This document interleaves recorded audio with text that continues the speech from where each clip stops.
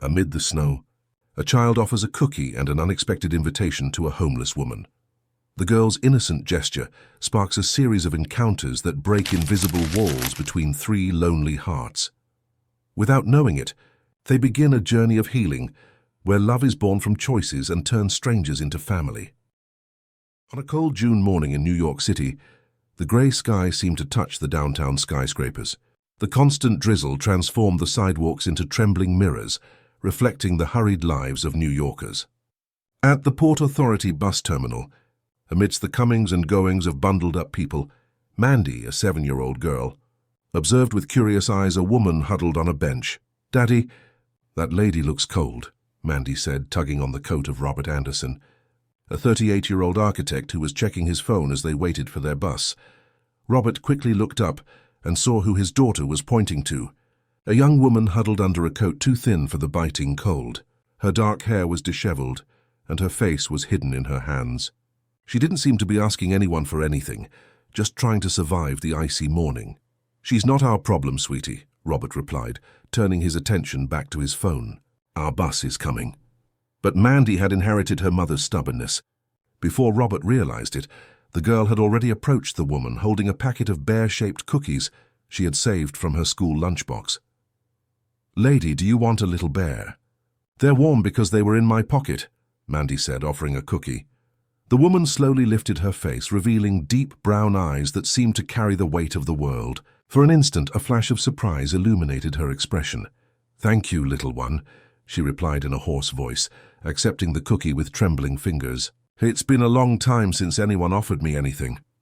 Robert rushed over, ready to scold his daughter, but something in the scene stopped him.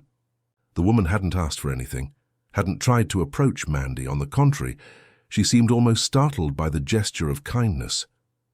"Daddy, can she come live with us? She looks like the princess from the book my teacher read. Only she doesn't have a crown," Mandy asked with the naturalness of children. The woman tried to stand, as if to make it clear she hadn't asked for anything, but her legs gave out. Robert instinctively caught her, feeling how cold and fragile she was. "I'm fine," she murmured, trying to pull away. "It's just the cold." But her eyes rolled back and she collapsed right there in the busy terminal. Robert, caught by surprise and with his daughter clinging to his leg, saw no alternative but to call a taxi and take the stranger home. It was irresponsible, he knew that. But something about that woman, perhaps the dignity with which she had tried to refuse help, prevented him from simply leaving her there. Robert's apartment was in Greenwich Village, one of those old buildings with spacious balconies and high ceilings. He had inherited the property from his parents and maintained it with the care of someone preserving memories. Since Grace, his wife, had passed away after a long illness 3 years prior, the place had seemed too big for just him and Mandy. The stranger was settled on the sofa near the electric fireplace. Mandy ran to fetch her favorite blanket, patterned with stars, and placed it over her. "What's her name, Daddy?" the girl asked, observing the sleeping woman. "I don't know, sweetie. We'll wait for her to wake up to ask." About an hour later, the woman slowly opened her eyes. Confused, she looked around, trying to understand where she was. Seeing Robert sitting in the nearby armchair and Mandy playing on the rug, she tried to get up abruptly. "Easy," Robert said.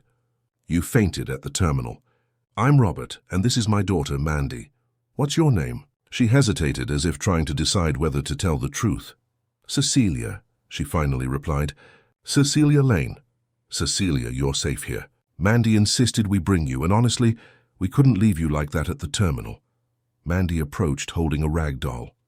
"Cecilia is a princess's name," the girl declared. "Do you want to see my drawings?" A timid smile appeared on Cecilia's face, her first. She nodded, and Mandy ran to get her sketchbook. "You don't have to do this," Cecilia said to Robert when the girl moved away. "As soon as I feel better, I'll leave. I don't want to be a bother." "Stay at least until the weather improves," he replied. "Besides," he added with a smile, "have you noticed how stubborn my daughter is? She won't let you leave so easily." That night, Robert improvised the guest room for Cecilia. He offered her clean clothes that had belonged to his wife, a t-shirt and sweatpants that seemed too big for Cecilia's fragile body. During dinner, a vegetable soup Robert had prepared, Mandy dominated the conversation, telling school stories and asking if Cecilia knew how to draw princesses. The woman, still reserved, responded with few words, but her eyes came alive when the girl spoke. "You have a wonderful daughter," Cecilia commented, helping to clear the table after Mandy went to sleep. "She has a pure heart." "Sometimes too pure for this world," Robert replied with a sigh. "Ever since we lost my wife, Mandy sees the world with different eyes, always looking for the good in people." "I'm sorry for your loss," Cecilia said, and there was a sincerity in her voice that hadn't been there before. "And you? Do you have family?" Robert asked, pouring 2 cups of tea. Cecilia's expression darkened. "Not anymore," she replied simply. "Some bridges once burned cannot be rebuilt." Robert realized he had touched a sensitive point. "I'm sorry, I didn't mean to pry." "It's all right," she said, holding the cup with both hands to absorb the warmth. "It's just that it's been a long time since I've talked like this with anyone." When Robert woke up the next morning, he found the kitchen impeccably clean and a note on the table. "Thank you for your kindness. I cannot stay, Cecilia." He felt a pang of disappointment that surprised him. Mandy would be devastated to find her princess had left. But as he opened the apartment door to get the newspaper, there was Cecilia sitting in the hallway, her face in her hands, as if fighting an internal battle between leaving and staying. "Coffee's ready," Robert said simply. "And Mandy will wake up soon. She'd be sad if she couldn't say goodbye."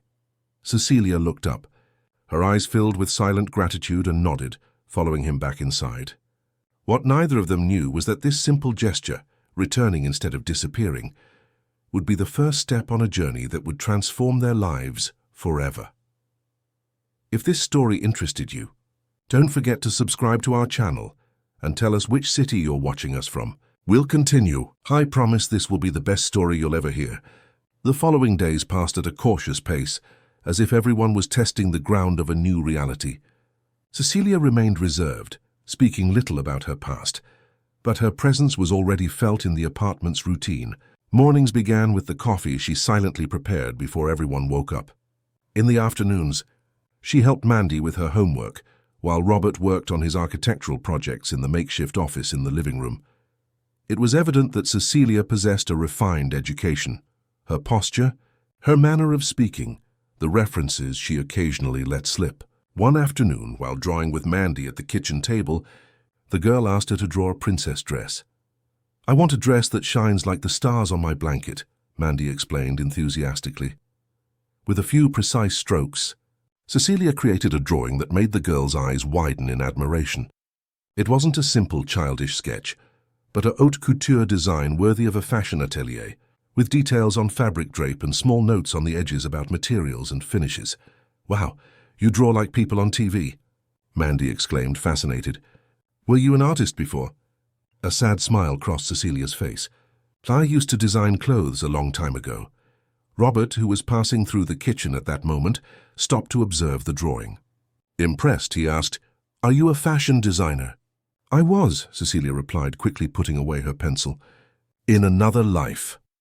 That same evening, while putting Mandy to sleep, Robert noticed his daughter had a high fever. Concerned, he called Dr. Paul, the family doctor who made house calls. After examining Mandy, the doctor diagnosed a strong flu, treatable with appropriate medication.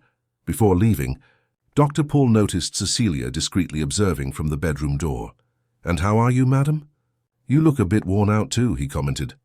"I'm fine," Cecilia replied quickly, but Robert noticed how she leaned against the doorframe, visibly exhausted. "Dr. Paul, could you examine our guest as well?" "She was in a pretty precarious situation when we found her," Robert asked. Cecilia tried to refuse, but her body betrayed her when dizziness made her stumble. The doctor led her to the living room sofa, and after a brief examination, confirmed severe dehydration and signs of exhaustion. "You need care too, madam," the doctor stated, prescribing vitamins and recommending rest. "Is there anyone we can contact?" "Any relatives?" "No one needs to know if I'm alive or dead," Cecilia replied in a low but firm voice. Dr. Paul exchanged a meaningful look with Robert before saying goodbye. When they were alone, Robert sat in the armchair opposite the sofa where Cecilia was resting. "You don't have to tell me anything you don't want to," he began. "But I need to know if we're harboring someone wanted by the police or something." A bitter laugh escaped Cecilia's lips. No, I'm not running from the law. I'm running from myself, maybe. Robert nodded without pressing. The next day, when he went to the pharmacy, he bought not only the prescribed medicines but also a professional sketchbook and a set of colored pencils. He placed the items on the guest room nightstand with a note. I saw how your eyes lit up when you were drawing. Maybe it's time to start over. When he returned later, he found the sketchbook untouched, but the note had disappeared. With Mandy sick, Cecilia naturally took on the role of caregiver. She prepared homemade soups, read stories, and applied cold compresses when the fever rose. Robert watched, surprised, how she seemed to know exactly what to do. You're good with children, he commented one night after Mandy finally fell asleep. My younger sister. She was Mandy's age when... Cecilia let the sentence trail off. It was the first time she had mentioned her family. When what? Robert asked gently. When I had to leave, she completed, looking away. Some choices follow us forever. The following week, with Mandy recovered and back at school, Cecilia started looking for work. Robert found her in the living room, flipping through newspaper classifieds. I've taken advantage of your kindness enough, she explained. I need to find a job, a place to stay. You don't have to go, Robert replied, surprising himself with the quickness of his response. I mean, Mandy adores you, and having someone to help with her while I work has been a relief. I can't accept charity indefinitely. It's not charity. I'm proposing an arrangement. You stay as our housekeeper. You take care of the house of Mandy after school, and in return you have lodging and a fair salary. Cecilia hesitated, her fingers clutching the newspaper pages. Why do you trust me so much? You don't even know me.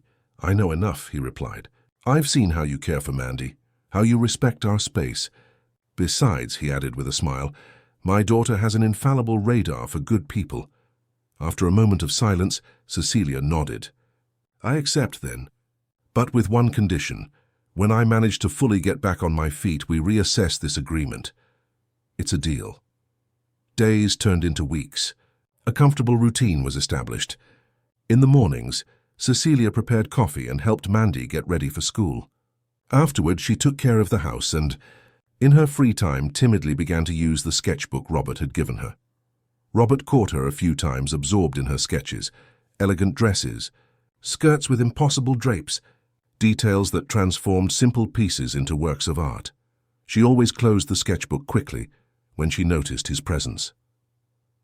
One evening, after Mandy was asleep, Robert brought 2 glasses of wine to the balcony where Cecilia was observing the illuminated city. A toast to our successful arrangement, he proposed, handing her a glass. Cecilia smiled, those smiles that were still rare but were starting to appear more often. To the home you've offered me. May I ask something personal? Robert said after a moment. She nodded, cautious. Those drawings, they're incredible. Why did you leave that career? Cecilia's expression darkened. Her fingers unconsciously touched a small scar on her forearm, a gesture Robert had noticed before. Some dreams are stolen from us, she replied simply, and when we try to reclaim them, we end up losing more than we imagined. I'm sorry, Robert said, realizing he had touched an still open wound. It's all right. It's part of the past now. But it wasn't all right, and both knew it. That night, however, marked the beginning of a new intimacy between them. Not romantic, but based on trust and mutual respect. The following weekend, Robert suggested a trip to Central Park. It was one of those rare winter days in New York City, with warm sun and an exceptionally blue sky. Let's have a picnic like old times, Mandy exclaimed, jumping with joy. While the girl ran across the lawn chasing pigeons, Robert and Cecilia sat on a blanket spread in the shade of a tree. They watched Mandy in comfortable silence. She looks like you, Cecilia commented. She has your determined way, Robert smiled. Her temperament is all her mother's. Grace was as stubborn as a locked door. It was the first time he had mentioned his wife's name in front of Cecilia. You still miss her a lot, Cecilia observed. It wasn't a question. Every day. Not just me, but especially Mandy. She was very small when Grace got sick. The illness was fast, devastating. How did you move on? One day at a time, Robert replied, watching his daughter. Finding small joys, creating new routines. We learned to carry the absence. Cecilia remained silent, absorbing his words. Then, hesitant, she placed her hand over his for a brief moment. "You are strong. Stronger than you imagine." That simple touch, the first voluntary physical contact she had initiated, sent a wave of warmth through Robert's arm. There was something about her, a mixture of fragility and strength, that intrigued him more and more.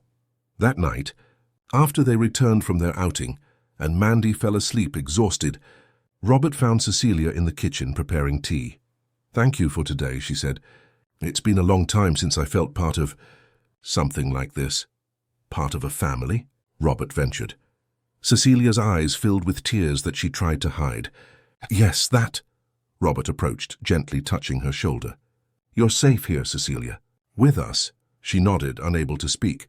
At that moment, both felt something change between them. A door opening to possibilities neither of them had considered before. What they didn't know was that Cecilia's past was about to catch up with them, bringing to light secrets that would threaten the fragile happiness they were beginning to build. New York Fashion Week was about to begin, and the city vibrated with anticipation for the country's biggest fashion event. Colorful billboards displayed the faces of famous models, and the name of Vivian Hayes, the designer of the moment, appeared prominently in specialized magazine headlines. On a Tuesday morning, Robert distractedly flipped through the newspaper while drinking his coffee. A story about Fashion Week caught his attention, not for the content itself, but for a small photo in the corner of the page. The caption read, "Recalling the scandals 5 years ago, promising designer Cecilia Lane was accused of plagiarism by Vivian Hayes and disappeared from the fashion scene." The cup almost slipped from his hands. In the photo, a younger Cecilia with long hair and a confident expression smiled alongside her designs at a fashion show. Robert reread the article several times, incredulous. According to the text, Cecilia had been accused of stealing designs from Vivian Hayes, her mentor and boss at the time. The scandal had been so great that Cecilia simply vanished overnight, without publicly defending herself against the accusations. Robert quickly folded the newspaper when he heard approaching footsteps. Cecilia entered the kitchen, wearing a simple apron over the borrowed clothes that now comprised her wardrobe. "Good morning," she smiled, that smile becoming more frequent. "Mandy is almost ready for school. Want more coffee?" "No, thank you," he replied, trying to act naturally. "I have an important meeting today. I might be back late." Cecilia nodded, unaware of his uneasiness. The day passed normally for her. She took Mandy to school, organized the house, prepared lunch. In the afternoon, she sat on the balcony with her sketchbook, working on a new project she kept secret. Robert, however, couldn't concentrate on his work. During lunch with clients, he excused himself and went to the bathroom to research more about the case on his phone. He discovered old articles detailing the accusations. Vivian Hayes, one of the most respected American designers, had publicly accused her former assistant of copying designs from her exclusive collection and trying to sell them as her own. The evidence seemed convincing. Comparative photos showed unquestionable similarities between the works. Cecilia had initially denied it, but disappeared before the legal process was concluded. For the press and the fashion world, her disappearance was interpreted as an admission of guilt. Upon returning home, Robert found Mandy and Cecilia in the living room, watching a children's movie. His daughter was nestled in Cecilia's lap, who was distractedly stroking her hair. The scene was one of familial intimacy that made him hesitate at the door, feeling almost like an intruder. "Daddy!" Mandy exclaimed upon seeing him. "Cecilia made fudge and let me lick the pot." Cecilia smiled, embarrassed. "Just a little bit. I promised she had a proper dinner first." Robert forced a smile, unable to reconcile the gentle woman in front of him with the person described in the articles he had read. After Mandy went to sleep, he knew he needed to confront the situation. He found Cecilia in the kitchen, finishing washing the dishes. "Can we talk?" he asked, placing the newspaper on the table. Cecilia turned, drying her hands on her apron. Her gaze fell on the folded newspaper, showing her old photo. All the blood seemed to drain from her face. For a long moment she stood motionless, as if petrified. Then slowly she sat down at the table and touched the image with trembling fingers. "I wondered when this would happen," she said, her voice almost a whisper. "Is it true?" "Did you steal those designs?"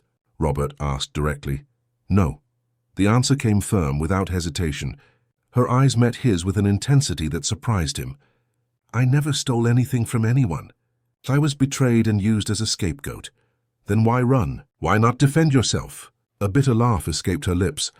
"Do you think I didn't try? Vivian Hayes is powerful.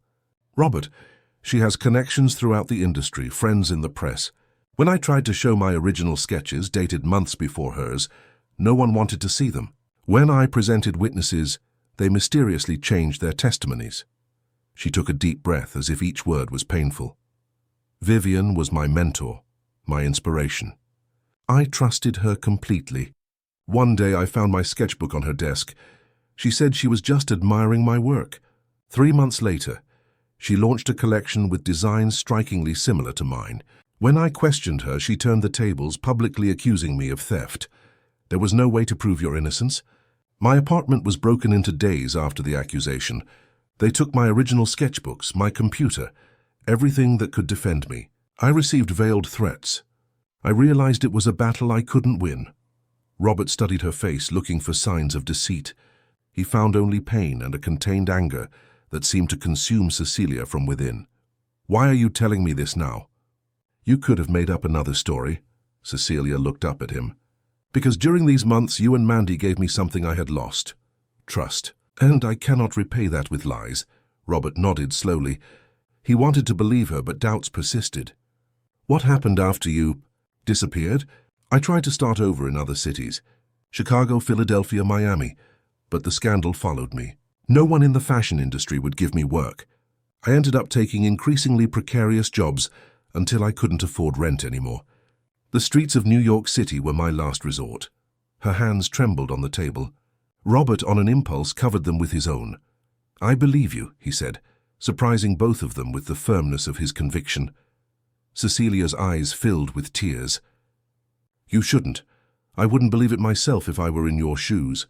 "I have good judgment of character," he replied with a half smile. "Besides, as you yourself said, Mandy has a radar for good people." That night, something changed between them. A barrier had been broken down.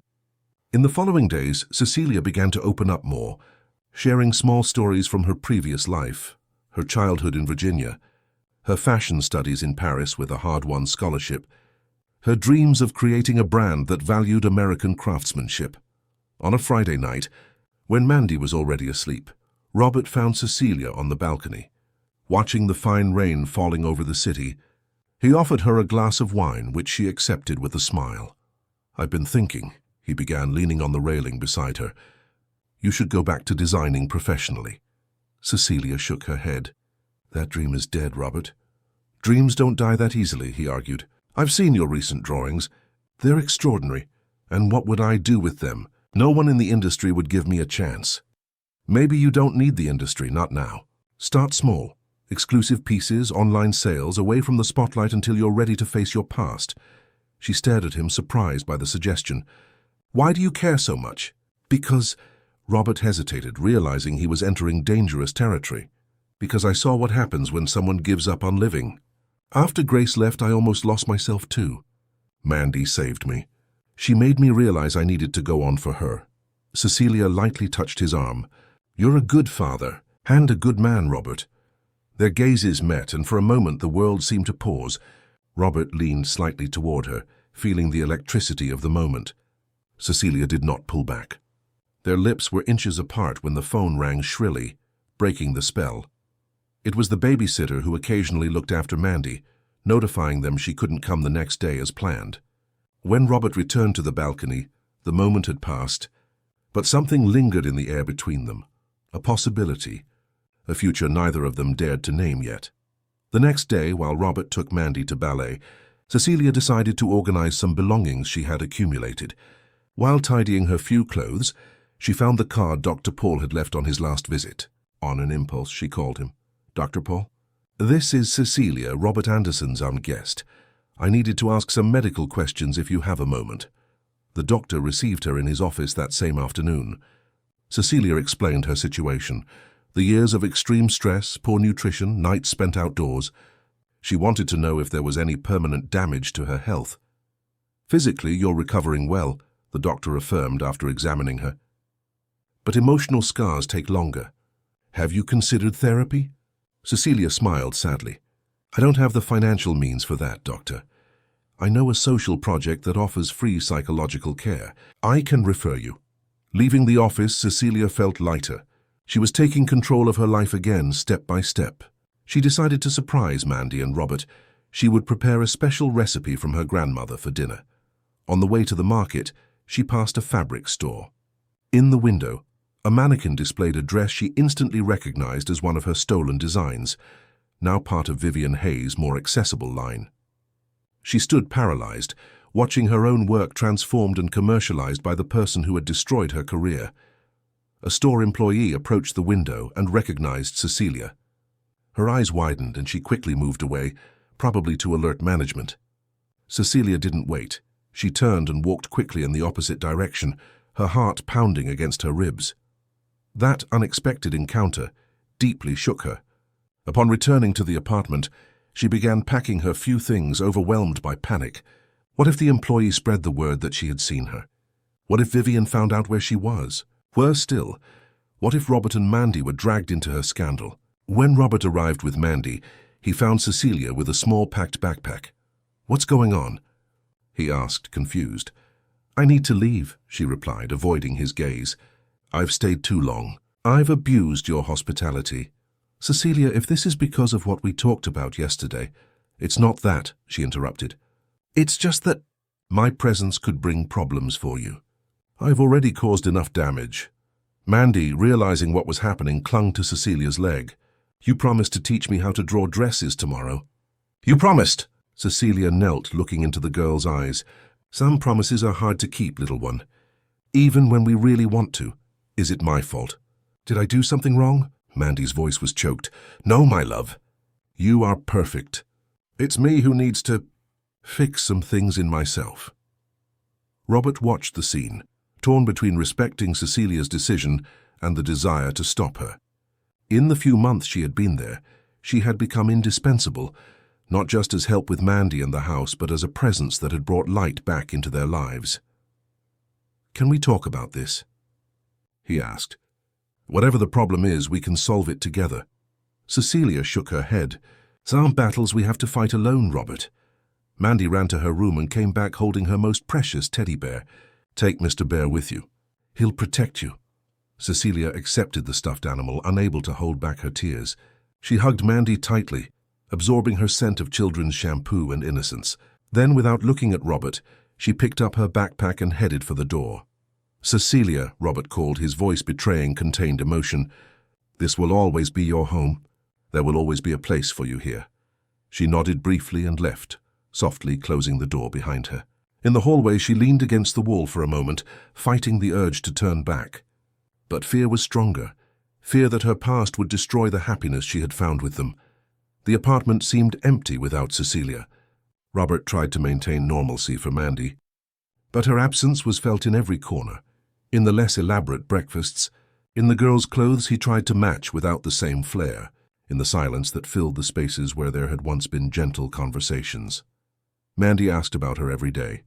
The first week, Robert explained that Cecilia needed to sort out some personal matters. The second, he said that sometimes adults need time alone. The third, when his daughter asked if Cecilia had left because she didn't love them enough, Robert didn't know what to say. "Sometimes, sweetie, people distance themselves not out of lack of love, but out of an excess of it, out of fear of hurting those they love." "But how can love hurt someone?" Mandy questioned, with the simple logic of children. Robert sighed, thinking about how to explain adult complexities to a 7-year-old. "It's like when you put your favorite toys in a special box to protect them, instead of playing with them every day. You do it because you care a lot, understand?" Mandy shook her head, not entirely convinced. That night, before going to sleep, she took a piece of paper and drew 3 stick figures. A tall man, a small girl, and between them, a woman with a big smile. She wrote in childish letters, "Our family," and placed it under her pillow. Life went on. Robert hired a new housekeeper, Mrs. Jenkins, an elderly lady who took good care of the house but couldn't draw princesses or tell stories like Cecilia. In his work as an architect, he focused on increasingly challenging projects, as if wanting to fill the void with lines, angles, and structural calculations. Meanwhile, across the city, Cecilia tried to rebuild her life. With the money Robert had insisted she accept, she rented a simple room in a boarding house in the Lower East Side. She got a job as a seamstress in a small garment factory that produced school uniforms and basic clothing. The work was far below her capabilities, but at least it allowed her to survive. In her free time, she attended the therapy program Dr. Paul had recommended. In one of the sessions, the psychologist suggested she go back to drawing as a form of expression and healing. "I'm afraid," Cecilia confessed. "Drawing reminds me of everything I lost. Or perhaps it will help you rediscover who you truly are," the therapist replied. That night, Cecilia opened the sketchbook Robert had given her, the only personal item she had brought besides her clothes and Mandy's bear. She began to trace hesitant lines that soon gained form and fluidity. They weren't fashion designs, but sketches of memories. Mandy's smile, Robert's hands holding a coffee cup, the view from the apartment balcony on a rainy morning. Weeks passed. On a Saturday morning, Robert took Mandy to Washington Square Park. While the girl played on the playground, he distractedly observed the people around. That's when he saw her, Cecilia, sitting on a distant bench drawing in her sketchbook. She looked different, shorter hair, new clothes, a more upright posture. But it was her, undoubtedly. His first impulse was to call her, to run to her. He restrained himself. She had chosen to leave, and he had respected her decision. Interfering now would be selfish. Still, he couldn't look away. There was something hypnotic in the way her fingers danced over the paper, bringing forms to life. Mandy, always observant, followed his gaze and instantly recognized Cecilia. Before Robert could stop her, the girl ran towards her. "Cecilia!" "Cecilia!" Cecilia looked up, paralyzed at the sight of Mandy running towards her. For an instant she thought of fleeing but didn't have time. The girl had already thrown herself into her arms. "You came back." "I knew you would." "Mandy, Cecilia couldn't complete the sentence, too emotional from the unexpected reunion. Robert approached slowly, giving her time to compose herself. When their gazes met, he noticed a new strength in her, something that hadn't been there before. "I'm sorry," he said. "She saw you and I couldn't stop her." "It's all right," Cecilia replied, still holding Mandy. I missed you both." The confession hung in the air between them, laden with possibilities. Robert noticed the sketchbook open on the bench. They were sketches of them, him and Mandy, captured with delicate and precise strokes that revealed not only talent, but affection. "We missed you too," he admitted. "The house isn't the same without you." Mandy, oblivious to the adult tension, chatted excitedly, telling Cecilia about school, about Mrs. Jenkins who made very dry cakes, about how she had kept all the drawings they had made together. "Why don't you come home?" the girl finally asked with the directness characteristic of children. Cecilia looked at Robert, uncertain. "The invitation is still open," he said softly. "Always." She took a deep breath as if gathering courage. "I'm different now, Robert. I'm trying to rebuild myself, to face my demons. We don't expect you to be perfect, just to be yourself." She looked away, absorbing his words. Can I visit you sometime this week, to talk better?" Mandy's face lit up. "Yes, tomorrow. And you can sleep over again." "Mandy," Robert gently warned, "let's give Cecilia space to decide how she wants to proceed, all right?" They exchanged phone numbers and arranged to have lunch the following Sunday. The farewell was less painful this time, filled with unspoken but felt promises. On Sunday, Cecilia arrived promptly at 11 a.m., bringing a small bouquet of wildflowers and a box of homemade fudge. She wore a simple dress she had sewn, light blue with small white details that showcased her talent. Lunch proceeded in a climate of rediscovery. Mandy monopolized the conversation initially, but gradually Robert and Cecilia found space for a more adult conversation. She talked about her new job, about therapy, about how she was trying to reconnect with her younger sister, who lived in Philadelphia. "And you?" she asked. "How are the projects going?" "We won an important bid. We're going to redesign the facade of a historic building downtown," Robert replied, not hiding his pride. "It's the kind of work I've always dreamed of." After lunch, while Mandy took her afternoon nap, they sat on the balcony with cups of coffee. The same place where they had almost kissed months ago. "You look well," Robert commented. "More strong." "I'm trying to be," she replied. "Therapy helps." Hand-working, even if it's not what I dreamed of, gives me purpose. Do you still draw? Yes, not just clothes now. I'm exploring other forms of expression. She hesitated. Actually, I'm creating a small collection. Nothing grand, just a few pieces that reflect my journey. That's wonderful, Cecilia. It's still scary. The idea of exposing myself again after everything. Robert took her hand in his. You're too talented to let fear define you. The touch sent an electric current between them. For a moment they stayed like that, silently connected. Then, almost imperceptibly, Robert leaned towards her. This time there was no phone to interrupt them. The kiss was soft, hesitant, like a question. When they pulled apart, Cecilia had tears in her eyes. I'm afraid, Robert, she confessed. Afraid of not being what you and Mandy deserve. Afraid that my past will catch up with us. Afraid to love and lose again. We all have fears, he replied. But some things are worth the risk. She nodded, leaning in for a second kiss, more confident, more certain. In the following weeks, they established a new routine. Cecilia continued in her small room in the Lower East Side, but she had dinner with them 3 times a week. On Saturdays, they spent the day together, museums, parks, movies. They were building something delicate and precious, with the caution of those who have known life's fragility.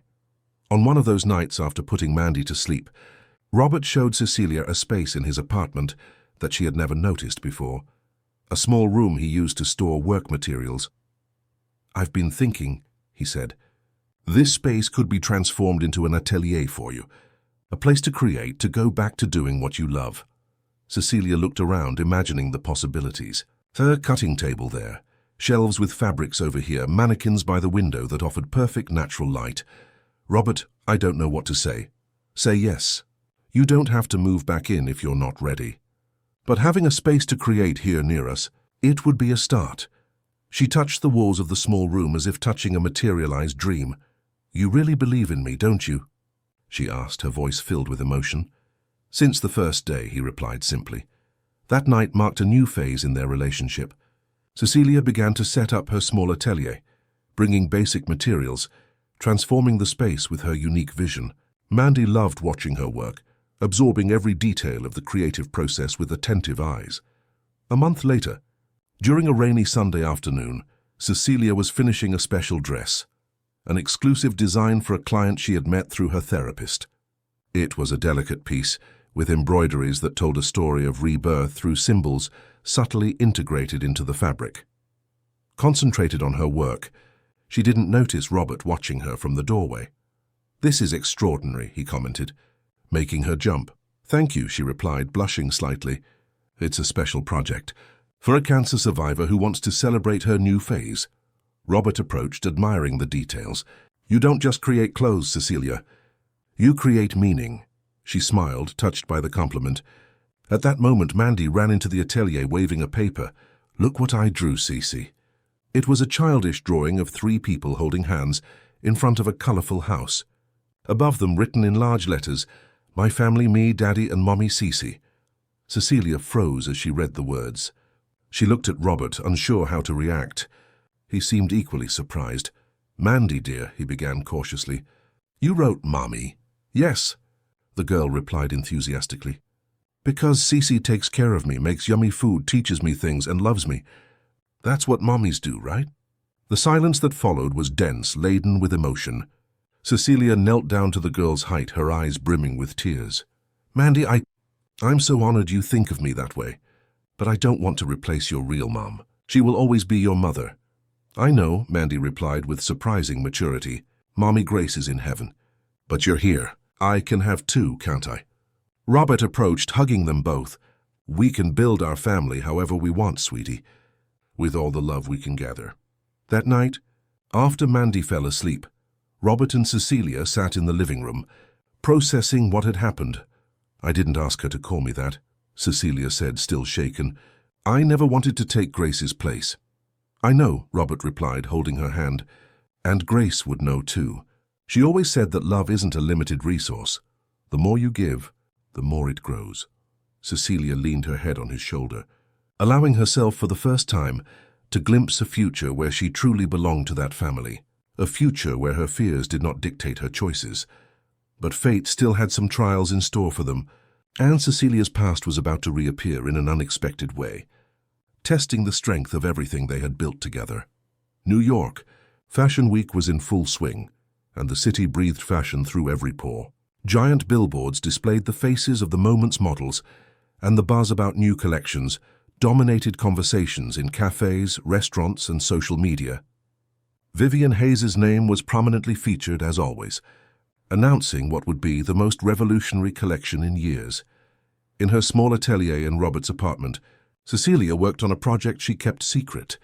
In recent weeks, she had received more orders, mainly through referrals from her first client, women seeking pieces that told their own stories. Without realizing it, she was building a loyal clientele and, more importantly, regaining her confidence as a creator. Robert noticed the change. Cecilia smiled more, talked about the future, made plans. Mandy, for her part, told everyone that her mommy Cece made the most beautiful dresses in the world. On a Wednesday afternoon, as Cecilia was finishing a special embroidery, the doorbell rang. It was Julia, an independent fashion journalist who maintained a respected blog in the industry. The client who wore the dress created by Cecilia had shared photos on social media, generating curiosity about the anonymous creator behind the piece. "Sorry to show up unannounced," Julia said after introductions. "But when I heard you were Cecilia Lane, I had to come in person." Cecilia paled upon hearing her full name pronounced with such recognition. She had only used Cece on the discreet labels of her recent creations. "How did you find me?" she asked, tense. "Journalists have their methods," Julia smiled. "But don't worry, I came as a friend. I always believed there was something strange about the story with Vivienne Hayes." Robert, who was following the conversation from the atelier door, noticed Cecilia's discomfort and intervened. "Perhaps we should continue this conversation in the living room," he suggested. "I can make some coffee." Once seated, Julia got straight to the point. "I've been investigating Vivienne for over a year," she explained. "You weren't the only designer to disappear after working with her. There's a pattern, and I'm gathering evidence." Cecilia held the cup so tightly that her knuckles were white. "Why did you look for me now?" "Because your new creations are attracting attention. And because I found this." Julia pulled a USB drive from her bag. "These are old emails between Vivienne and her former partner, Mark Ashton. They explicitly mention the plan to use your designs and then discredit you." Robert and Cecilia exchanged looks of astonishment. "How did you get that?" Robert asked. "Mark is broke and bitter. Vivienne betrayed him too, eventually. He wanted revenge and contacted me." Julia turned to Cecilia. "I'm preparing an extensive article, but I needed your testimony to complete the picture." Cecilia felt the ground open beneath her feet. On one hand, it was the vindication she had dreamed of for years. On the other, it meant reliving all the trauma, exposing herself again to the spotlight, risking the peace she had finally found. "I need to think," she finally replied. "This affects not only me, but people I love." Julia nodded understandingly. "I understand. But know that this could be your chance to reclaim not only your reputation, but your identity as a creator." After the journalist left, Cecilia and Robert talked at length. He supported her in any decision, but didn't hide his concern about the emotional impact that publicly confronting Vivienne could have. "I'm afraid this will open wounds that are just starting to heal," he confessed. "Perhaps some wounds need to be reopened to heal properly," Cecilia replied, surprising herself with the firmness in her voice. That night, while Robert read stories to Mandy to sleep, Cecilia took the USB drive left by Julia and connected it to the computer. The emails were explicit. Vivienne and Mark openly discussed how to neutralize Cecilia after extracting the most from her ideas. There were mentions of other designers who had gone through the same process. Reading it made her nauseous but strangely strengthened.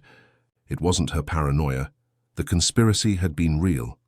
When Robert returned, he found her sitting in the dark, looking out the window at the illuminated city. "I read the emails," she said without turning. "They really planned everything." Robert approached, gently placing his hands on her shoulders. "And now?" "Now I need to decide who I want to be from now on." She turned to face him. "If I want to be someone who hides or someone who fights." The next morning, Cecilia called Julia, agreeing to give her testimony, but with one condition. She wanted time to finalize a small collection that she would present simultaneously with the publication of the article. It would be her artistic response to everything she had lived through. The following weeks were intense. Cecilia worked tirelessly in her atelier, creating what she called the Renaissance Collection, 5 pieces that represented her journey from despair to hope. Robert supported her in all aspects, from helping with materials to taking care of Mandy when she needed to work late. Julia, for her part, prepared the ground. Her article was practically ready, only missing photos of Cecilia's new collection and her final interview. The publication would be coordinated with a small event where the pieces would be exhibited. As the day approached, Cecilia's anxiety grew. On a particularly difficult night, Robert found her sitting on the atelier floor surrounded by fabrics with a lost look. "What if no one believes me, even with the evidence?" she asked when he sat beside her. "Then we will have done what is right, regardless of the outcome," Robert replied, holding her hand. "But I'm sure many will believe. The truth has a way of being heard sooner or later." He hesitated before continuing. "There's something I've been wanting to ask you." Cecilia looked at him, curious. "After all this is over, would you consider moving in permanently? Not as a guest, nor as a housekeeper, but as—" He took a deep breath. "As part of our family, officially." Cecilia's eyes filled with tears. "Are you sure? Even with all this confusion? With my complicated past?" "I've never been so sure of anything in my life," he replied. "Mandy and I want you here every day. We want to build a life with you." In response, Cecilia kissed him deeply, a kiss that carried not only love, but also a promise of the future. The next day, as she finalized the last details of her collection, Cecilia received an unexpected phone call. It was her younger sister Louise, with whom she had recently reconnected. "Ceci, I just saw a preview of Julia's article," Louise said, agitated. "Vivian is furious. I heard she's trying to find out where you are." A chill ran down Cecilia's spine. "What do you mean, preview?" "The article shouldn't be published yet. It seems someone from the blog's team leaked excerpts to her." "Be careful, sister." Worried, Cecilia tried to contact Julia, but couldn't. She decided to continue her work. There was only one day left until the event where she would present her collection, and the article would be published simultaneously. That afternoon, while Robert was picking Mandy up from school, the apartment doorbell rang. Thinking it was Julia, Cecilia opened the door without checking. To her surprise, she found herself face to face with Vivian Hayes. "So this is where you hide," Vivian said with a cold smile. "How touching. The great designer reduced to living off favors in an architect's house." Cecilia felt her blood run cold, but she stood firm. "What do you want, Vivian?" "To prevent you from making a terrible mistake," she replied, entering the apartment uninvited. "That little article you're helping to create, it could ruin many lives, including yours. The only lives that will be ruined are those of people who built careers by stealing the work of others," Cecilia retorted, finding a courage she didn't know she possessed. Vivian laughed, a humorless sound. "You have no idea of the power I have in the market. I can guarantee you'll never work in fashion in the US again, not even sewing buttons in a uniform factory." "I'm not afraid of you anymore," Cecilia declared, though her heart pounded. "I have proof, Vivian. Emails between you and Mark detailing how you plan to destroy me." A shadow of concern crossed Vivian's perfect face. "Mark was always a sentimental idiot. But I can still offer you something you desire more than revenge: rehabilitation. Come back to my team. Sign an NDA saying it was all a misunderstanding. And I will personally announce that you have been my collaborator all this time. You're offering me a partnership in exchange for my silence." "I'm offering you your life back," Vivian smiled. "Think of the doors I can open for you." For an instant, Cecilia hesitated. The offer was tempting. An easy path back to the world she loved, without scandals, without exposure. Then her gaze fell on a drawing by Mandy, pinned to the refrigerator. The 3 figures holding hands, her new family. "I already have my life back," she replied firmly. "And it wasn't you who gave it to me. It was people who believed in me when I had stopped believing in myself." Vivian's face hardened. "You will regret this decision." "No, Vivian. My only regret was trusting you years ago." At that moment, the door opened. Robert and Mandy entered, stopping abruptly when they perceived the tension in the room. "Is everything all right here?" Robert asked, placing himself protectively beside Cecilia. Perfectly, Vivian replied, regaining her composure. I was just paying a visit to my old protégé. She turned to Cecilia with a final warning look. Think about my offer. You have until tomorrow. After she left, Cecilia collapsed on the sofa, trembling. Was that her? The woman who... Robert began. Yes, Cecilia confirmed. She came to offer me a deal. My silence in exchange for a place on her team. And you refused. I refused, she confirmed, then smiled tremulously. And it was the most liberating decision I've ever made. Mandy, sensing the tension, approached and hugged Cecilia. That lady looked like a storybook witch, Mummy Cece. Cecilia laughed, easing the tension. Sometimes witches wear pretty clothes and fake smiles, dear. That night, after putting Mandy to bed, Cecilia and Robert discussed the next steps. Vivian's visit confirmed that the article was already making waves, even before it was published. They decided to contact Julia immediately to alert her about the situation. The next day, everything was ready for the event. The small gallery in the Soho neighborhood had been prepared to host the exhibition of the Renaissance collection. The 5 pieces were arranged on strategically lit mannequins, accompanied by panels explaining the journey of each creation. It was a fashion exhibition, but also an exhibition of the soul. Each dress told a chapter of Cecilia's story. An hour before the official opening, Julia arrived accompanied by a few selected journalists. Cecilia, wearing one of her creations, a navy blue dress with embroideries symbolizing new beginnings, felt strangely calm. Ready? Robert asked, holding her hand. Ready, she replied, squeezing his fingers. The event began precisely at 7 p.m. Simultaneously, Julia's blog published the complete article, with all the evidence against Vivian and the testimonies of other designers harmed by her. On social media, the hashtag Justice for Cecilia was already gaining traction. Guests arrived in small groups, looking curiously at the exhibited creations. Many were journalists, bloggers, and influencers from the fashion world. Some recognized Cecilia immediately. Others needed to read the informational plaques to understand who the woman smiling nervously in the center of the room was. In a corner, Mandy watched everything with wide eyes, holding Robert's hand firmly. For her, it was simply the night the world would discover that her mommy Cece was the best dress designer in the universe. As the night progressed, reactions to Julia's article began to pour in. Messages, calls, online comments. The story was spreading rapidly, generating indignation and support. Several people at the event were reading the article on their phones, looking at Cecilia with expressions ranging from sympathy to admiration. At one point, Julia stepped onto a small platform to make an announcement. Thank you all for coming tonight. We are witnessing not only the launch of a new collection, but the rebirth of an artist who refused to be silenced. Cecilia Lane, would you like to say a few words? Cecilia looked at Robert, who nodded encouragingly. With firm steps, she walked to the platform.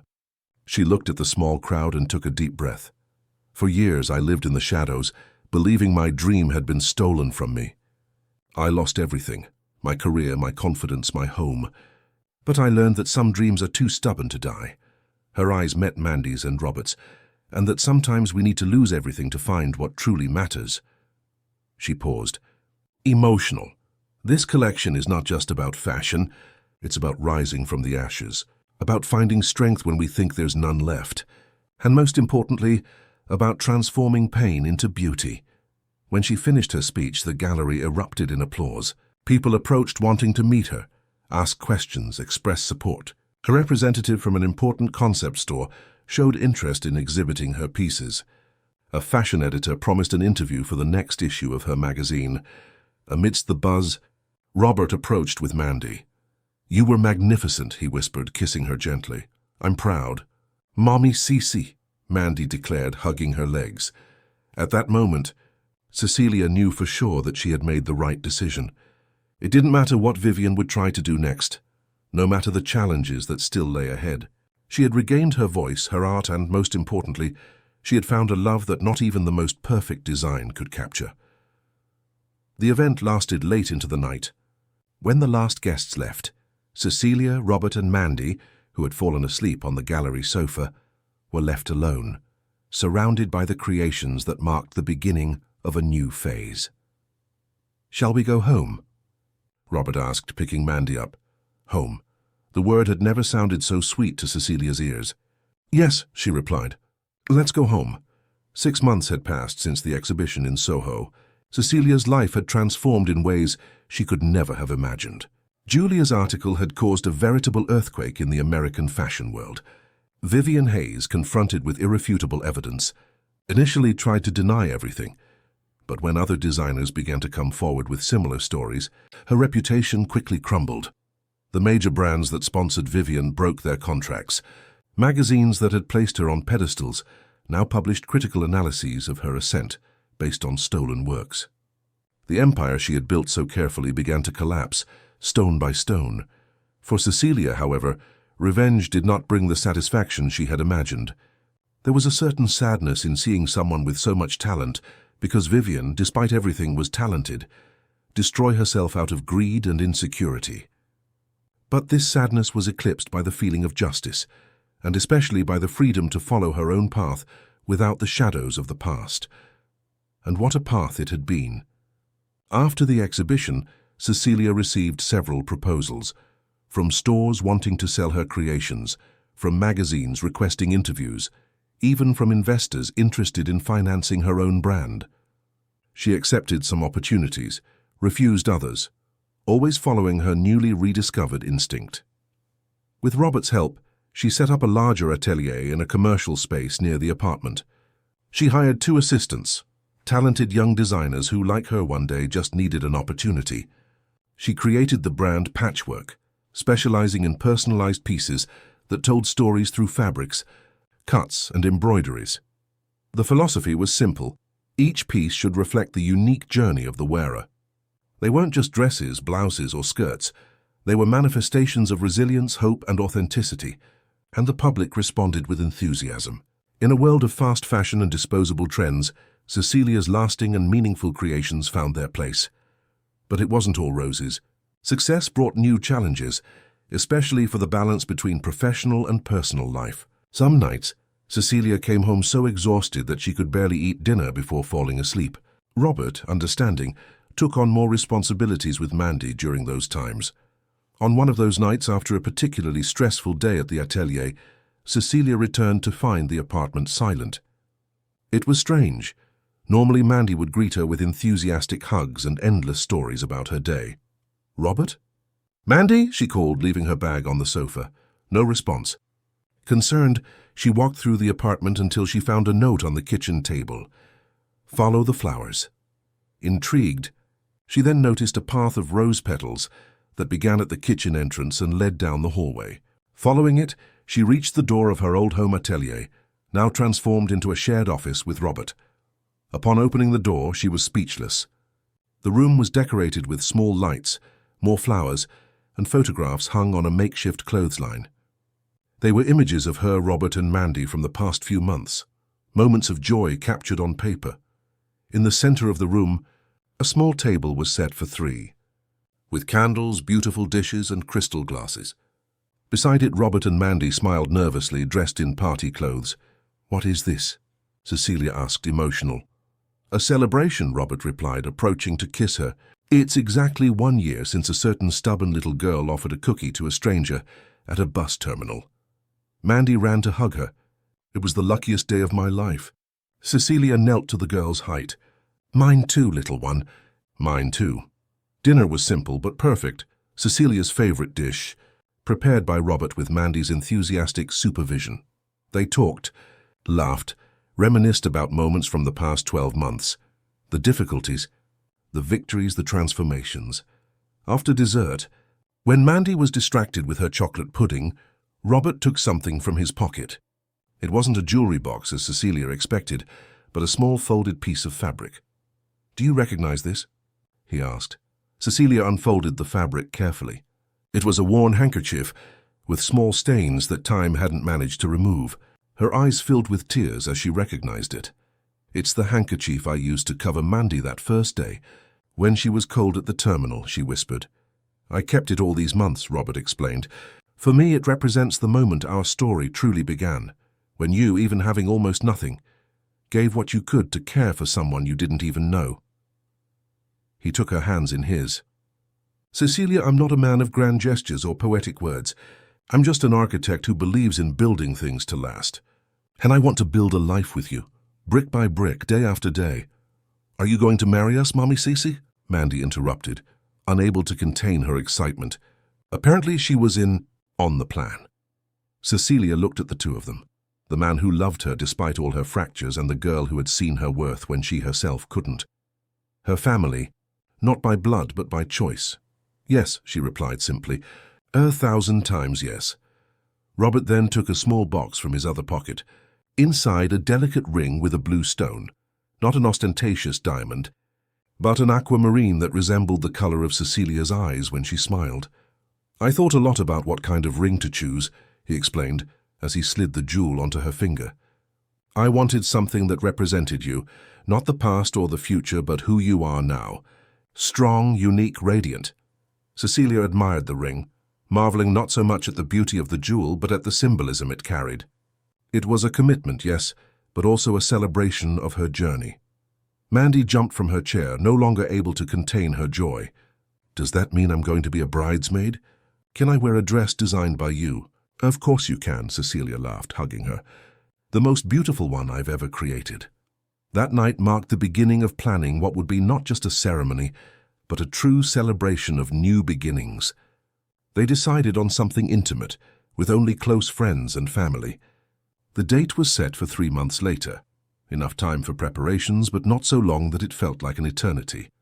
The following weeks were busy, but in a different way.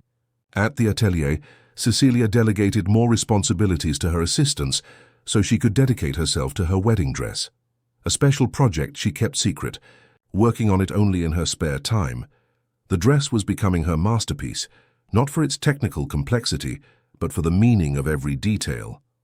The base fabric was an ivory satin, on which she embroidered small elements that told her story. A stylized bus terminal on the cuff, a cozy house on the hem, a teddy bear near the heart, representing Mandy. On a Sunday afternoon, while working on the last details of the dress, Cecilia received an unexpected visit to her atelier. It was Louise, her sister, who had recently moved to New York City. I came to see if my famous sister needs help with the preparations, Louise joked, hugging her. Famous is an exaggeration, Cecilia laughed. But I'm glad you came. I really need an honest opinion on the dress. Upon seeing the almost finished piece, Louise was speechless. It wasn't just the beauty of the dress that impressed her, but the visible story in every stitch, in every design choice. It's as if you've sewn your soul into it, she finally commented. In a way, yes, Cecilia agreed. Every part represents something important. Look here. She pointed to a detail on the waist. These are the initials of everyone who helped me get here. Robert and Mandy, of course, but also Dr. Paul, Julia, you. And this empty space? Louise asked, noticing an area not yet worked near the neckline. Cecilia smiled mysteriously. This is for the future. I'll fill it after the ceremony, with something that represents the new chapter. The two sisters spent the afternoon together, reminiscing about childhood stories, catching up on each other's lives, rebuilding a relationship that had been weakened by years of separation. When Louise finally said goodbye, Cecilia realized that another piece of her life's puzzle had found its place. 3 weeks before the wedding, Robert surprised Cecilia with another piece of news. He had bought a plot of land on the outskirts of New York City, in a wooded and quiet area. It's not very big, he explained as he showed her the photos, but there's enough space for a comfortable house, a garden where Mandy can play and... He hesitated, seeming nervous for the first time. A larger atelier for you. An atelier? In our house? I thought you might like to work from home sometimes, especially when... He cleared his throat. If we ever decide to expand our family. Cecilia felt her heart race at the prospect. A home of their own. A space to create, the possibility of more children in the future. It was more than she had ever dreamed of. Have you started drawing? She asked, knowing Robert's passion for residential projects. He smiled, relieved by her positive reaction. I have some sketches. I wanted you to be part of the process. After all, it will be our home. Our home, she repeated, savoring the words. I can't wait to see your drawings. On the wedding day, the weather in New York City was perfect. Blue sky, mild temperature, a gentle breeze that seemed to bless the occasion.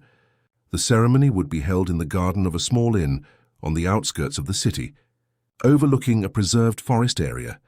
In the room reserved for the bride, Cecilia was being helped by Louise and Robert's mother, Mrs. Anderson, who had welcomed her as a daughter from their first meeting. The dress, finally completed, was even more impressive when worn, not for its opulence but for its discreet and meaningful elegance. "Are you nervous?" Mrs. Anderson asked, adjusting the short veil. "Strangely, no," Cecilia replied serenely. "I feel as if I'm finally coming home after a long journey." A small knock on the door interrupted the conversation. It was Mandy, dazzling in her bridesmaid's dress, also designed by Cecilia, in a shade of blue that matched the engagement ring. "Can I come in?" "Daddy said not to bother, but I needed to see you first," the girl explained. "You never bother, little one," Cecilia smiled, opening her arms. "Come here." Mandy ran into her embrace, careful not to wrinkle the dresses. "You look like a queen," the girl whispered in her ear. "And you? My princess are absolutely perfect," Cecilia replied, emotional. When it was time, it was Dr. Paul who escorted her to the makeshift altar in the garden. The doctor who had treated her that first night had become a close family friend, and Cecilia couldn't imagine a more appropriate person for this role. Robert waited for her under an arch of wildflowers with Mandy by his side. His gaze upon seeing her approach contained all the love in the world, not just admiration for physical beauty, but a deep recognition of the journey they had traveled together. The ceremony was simple and moving. They exchanged vows they had written themselves, promises that spoke not of perfection, but of daily commitment, of constant choice, of love built with small gestures. "I promise to be your safe harbor," Robert said, "as you were mine when you didn't even realize it. I promise to build with you, day after day, the home we always dreamed of," Cecilia replied, "not just with walls and ceilings, but with understanding and truth." When it was Mandy's turn to participate, the girl surprised everyone with her own promise. "I promise to share my toys and not complain at bedtime," she began, drawing smiles. Then her voice grew more serious. "And I promise to love you forever, Mommy Cece, because you taught me that families can be sewn with love, like your most beautiful dresses." There wasn't a dry eye among the guests after the child's words. The party that followed was joyful and relaxed, exactly as they had planned. Friends, family, and colleagues celebrated not only the official union of the couple, but the extraordinary story of overcoming adversity and rebirth they had witnessed. During the reception, Julia approached Cecilia with an expression of someone holding a surprise. "I have a gift for you," the journalist said, handing her an envelope. "Or rather, news." Inside the envelope was a printout of an email. It was a message from an important fashion school in New York City, inviting Cecilia to teach design as a visiting professor. "They were impressed with your story and your unique approach to design," Julia explained. "They think you have a lot to teach young designers." Cecilia was speechless.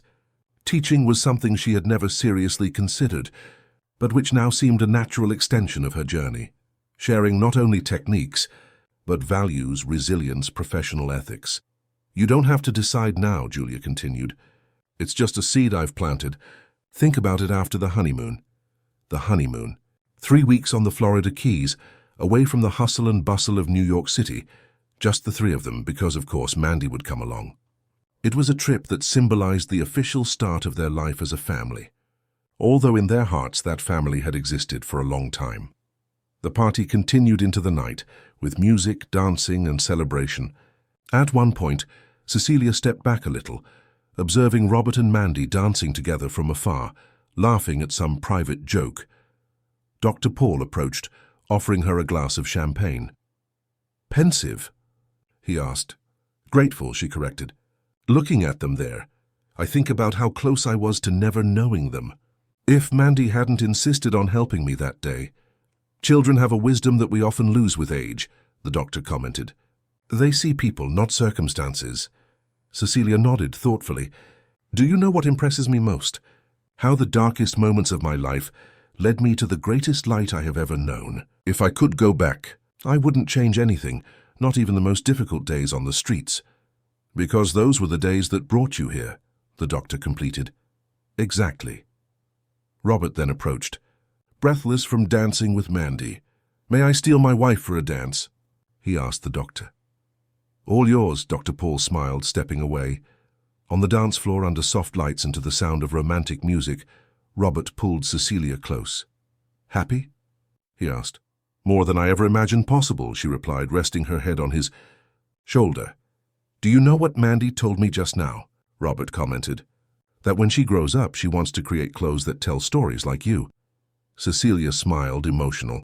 She can be whatever she wants. We'll be by her side every step of the way.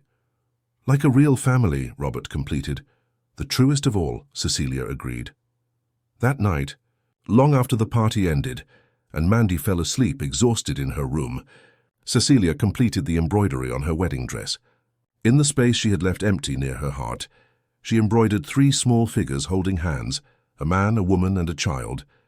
They were not mere symbols, but the representation of a new chapter that was not the end of the story, but merely the beginning of a journey that promised to be more beautiful and meaningful than any design she could create.